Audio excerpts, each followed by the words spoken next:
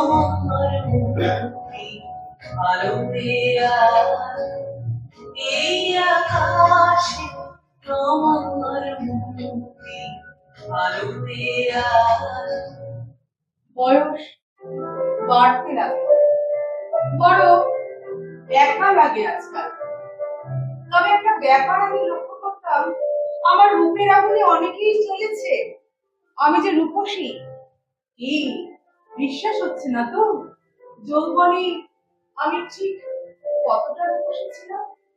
এই যে কঙ্কালটা দেখছো, এই শূন্য কোটরে দুটো পটল চেনা কাজল কালো চোখ ছিল আমার। ডালিমের দানা, আকাশ, বাতাস, লাল ফুল, পাখি যেন আমাকে ভালোবাসছে।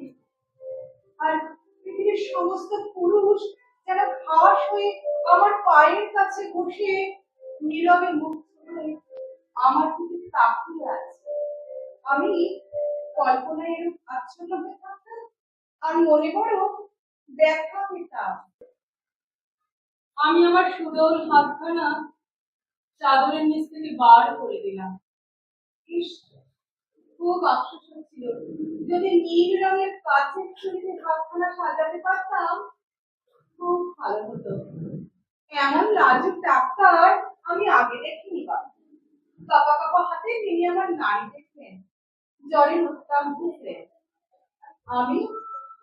আমিও তার অঙ্গেরও তিনি গোপন করলেন আমাকে।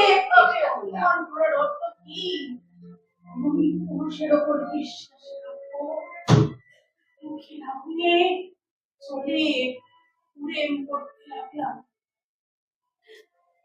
তোর ঘর ডাক্তারের সাথে নিরুপমাও মরেছে। আমি আগে মেরেছি, তারপর মরেছি। ঠোঁটের কোণে হাসি নিয়ে বললাম, মরণ রে।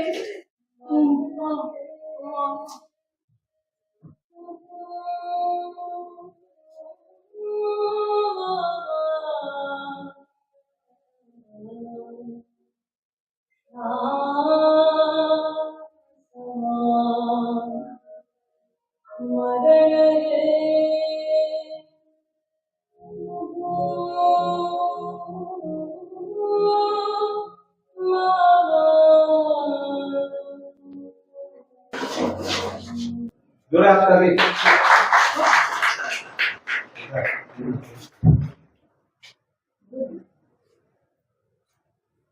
ভরতপুরী নাট্যশাস্ত্র যিনি লিখেছিলেন, ভরতপুরী ছবির মধ্য দিয়ে ওনাকে একটু সম্মাননা দিলাম। রেখে নিয়ে থাকতে হবে।